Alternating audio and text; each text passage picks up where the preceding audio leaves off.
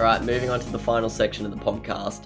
Things to watch this week. Hope you've enjoyed the episode so far. Little preview of what's to come in week 6 of the NFL. Let's be real, none of these matches might happen because COVID's just changing the NFL schedule every day at this point. But first up, what's your first thing you're looking out for this week? Well, I've carried it over from last week, and it's the Michael Thomas impact on the Saints. Obviously, he clocked. Was it? Who did he clock? The corner. One of whoever their cornerback is. One of the cornerbacks. He clocked him at training because he called him slant boy or something. So he didn't play. So yeah, we just got to wait another week. As in, was it in reference to that he runs slant routes? Yeah. How weird is that? His own cornerback's gone and said it to him, and he's punched him. But why is he taking that much offense to that? Just I'm the king of the slant. Yeah, I don't know. I thought I don't know when you first said it, I was like, maybe it's something to do with his eyes or something. But yeah, fair enough. Definitely looking out for that one, especially as a Dree Brees. As a Drew Brees owner, definitely looking out for that one. And then my main thing is the Browns versus the Steelers.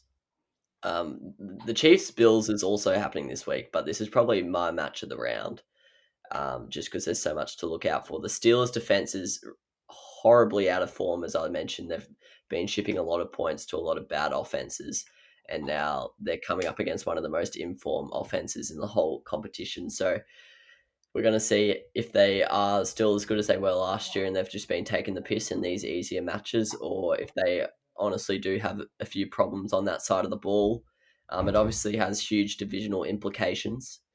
They're both from the same division in the AFC North. And yet the Ravens haven't been in that great form, so who knows, the AFC North title still could be up for grabs. And yep, just really excited to see how this one plays out. What's your other thing you want to watch this week? Yeah, that's definitely a one to watch. I had the Giants versus the football team, which is the complete opposite end of the spectrum. But I just want to know who's officially the worst team out of those two teams. So I'm actually looking forward to it, and I hope the Giants get up. Well, I'd say Washington would be the favourite going into it, but Giants putting up 30 points against the Cowboys. That's actually that's not the worst going round. The Giants are pretty much just cooked because of losing Saquon Barkley, but but the Washington D line's pretty dangerous. Yeah, and it's matched up against literally the worst offensive line in football in the New York Giants. So it could get ugly for Danny Dimes once again. He could have 6 fumbles. My next point is how far away are the Bucs from reaching full potential? They have to play host to the informed Green Bay Packers. They played the Saints in round 1, but as we know, the Saints haven't really been playing that well. So this is probably their first, and they did lose to the Saints, but that's week 1. You probably can't really take much from that. So this is probably their first real test. They've now had over a month together as a team with Tom Brady leading it.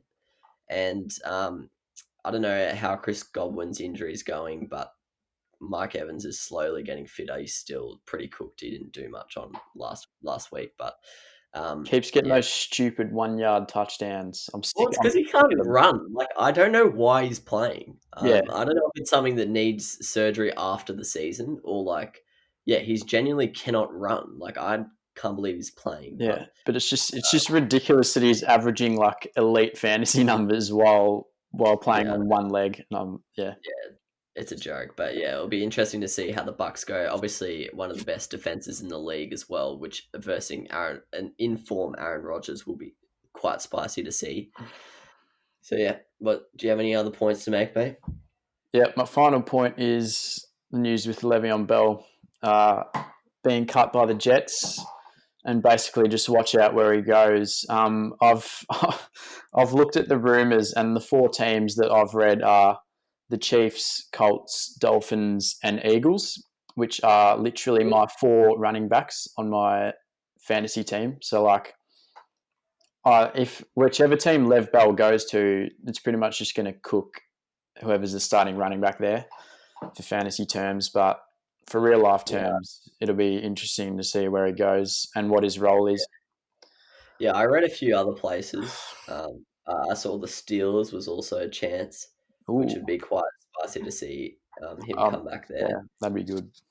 But yeah, definitely going to keep an eye out for that one. And also the coaching changes. I don't think any of the vacant jobs have been announced as head coaches. I actually can't lie. I don't really know if that's a thing in NFL. I feel like they just waited out to the end of the year because you have to like form your whole offense with all the So I think they might just rock it out with interims. But I know Eric Bieniemy, the Mad Dog Chiefs offensive coordinator, has been heavily linked with the Texans gig, so be interesting to see what happens there. My final other points are how life without Dak will go. Cowboys play host to the Cardinals, probably a preferable fixture after losing your franchise quarterback. So if they beat the Cardinals with Andy Dalton in his first game under center in Dallas, I think the world's not looking that bad in Dallas. I think there's still a strong chance to win that division if they do that. However, if they do lose to the Cardinals, well, then there's red flags. Eagles are licking their lips. So I think that's a pretty big day for Dallas and Andy Dalton. Also, the 49ers, can they bounce back? They're versing the Rams at home. Tough fixture. But we'll see if they are completely crap or if they've just had a few bad weeks, a few injured players, and they're going to come back firing. And then finally, I don't know how we haven't mentioned it, but Chiefs versus Bills probably was looking a lot more spicy before today. The Bills getting pumped by the Titans has probably taken the appeal away from this one a little bit, but it'll be interesting to see how the Bills defense goes against that Chiefs offense, because if you're shipping 42 to the Titans, I'm a bit worried for what their anal cavities are going to have to endure against Patrick Mahomes. So, prayers up for the Bills. Yep. And hopefully Clyde Edwards gets in the end zone. Yeah, very true. For my sanity. Yeah, praying for you, mate. We must be playing each other soon, because I think the cross conference matches start. No, we've already played each other. Oh yeah, why did we play so early? I don't know. Yeah.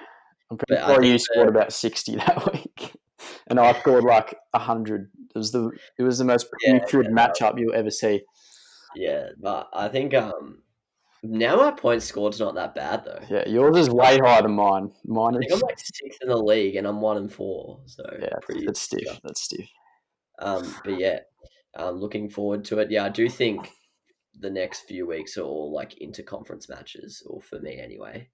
But yeah, looking forward to it. Big week of NFL is always coming up. Going to keep these weekly NFL episodes going because it's probably my main sporting passion at this moment.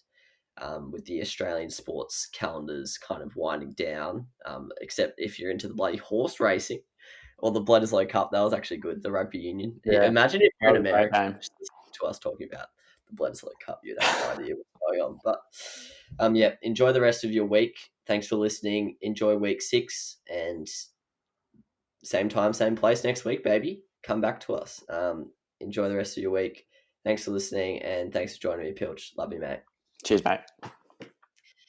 You too, mate. You too. Oh, yeah! What about that one? Unbelievable. Balotelli. Aguero!